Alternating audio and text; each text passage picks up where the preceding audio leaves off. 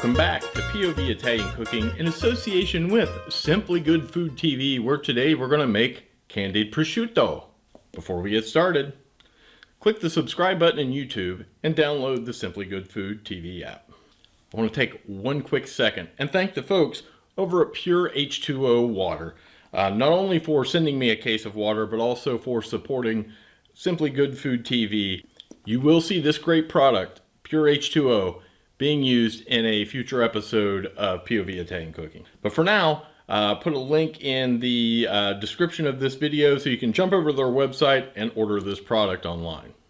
So the wife and I were having a few good friends over to the house. We made a few appetizers, a cheese tray, a veggie tray, a few other little small things. And I was digging through the refrigerator to see what else I had on hand that I could use just to make something a little different.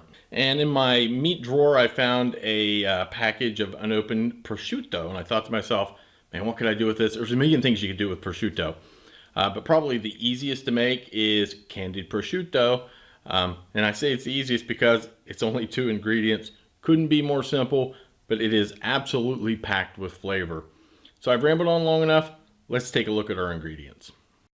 So let's take a look at the ingredients for our candied prosciutto. As you can see, there's not a lot here. Prosciutto, brown sugar. I have light brown sugar. If you happen to have dark brown sugar, you can use that as well. Use what you have in your cabinet, in your pantry. So first thing, set your oven at 350 degrees. I've had my oven going, so it's nice and preheated. So we have our baking sheet with some parchment paper, and all we're going to do is we are going to take our prosciutto and lay it out flat. And sometimes this prosciutto can be a little bit of a bugger to deal with, but you do not want these to overlap. So we'll just take our time and cover our baking sheet.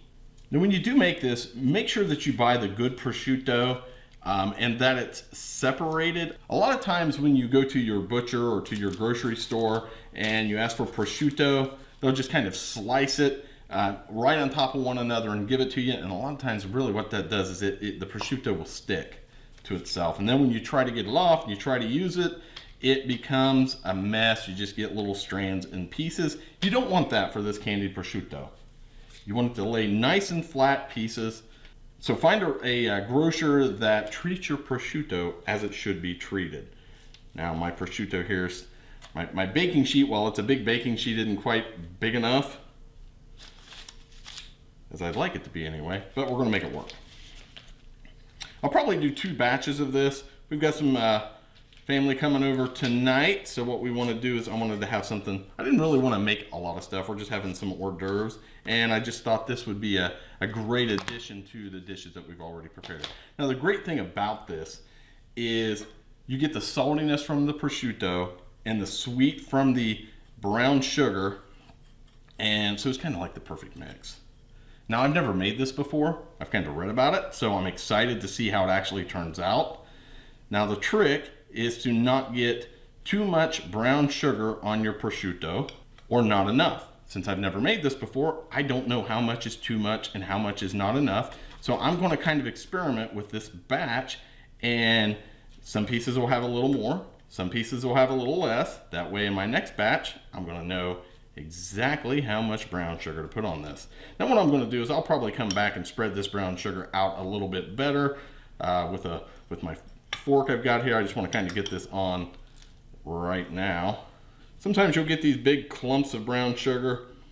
Just kind of break those up as you're spreading it out. Again, I'm going to go back after I get my brown sugar on these pieces and spread this out a little bit better than what I have right at this second. Make sure your prosciutto is laying as flat as possible. Maybe a few little grooves. When this brown sugar melts, you'll get some of that nice brown sugar goodness down in those grooves. I'll take my fork here just because I've got some clumps. Makes it a little easier to spread this out. Again, as I said earlier, you'll see some pieces have a little bit more brown sugar than the others. I just kind of want to see what happens because I've never, again, first time I've made this. Wanted to share it with you guys. But I'm always kind of, when I cook, I'm always experimenting because, you know, I'm really not scared of failure when I cook. Sometimes, you know, when you mess something up, you learn more than when you actually made it right the first time. Now I do have enough prosciutto where I'm going to make 2 batches of this. I don't know that I have enough light brown sugar. Thankfully, I have some dark brown sugar in my cabinet that I'll be getting out and using. So we've got our first tray of candied prosciutto ready to go. This goes in a 350 degree preheated oven for 12 to 15 minutes. Now 12 minutes, keep an eye on it because this is very, very thin. It's going to burn quick. So when this is done, we get it out of the oven. We'll see how it turned out. So the timer just went off on the prosciutto. I had it in there originally for 12 minutes. I put a few more minutes on because the sugar wasn't quite melted yet. Let's take a look.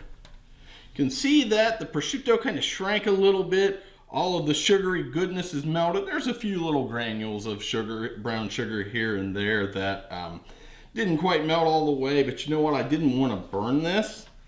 This is going to be good. Now you have to let this cool completely before we taste it.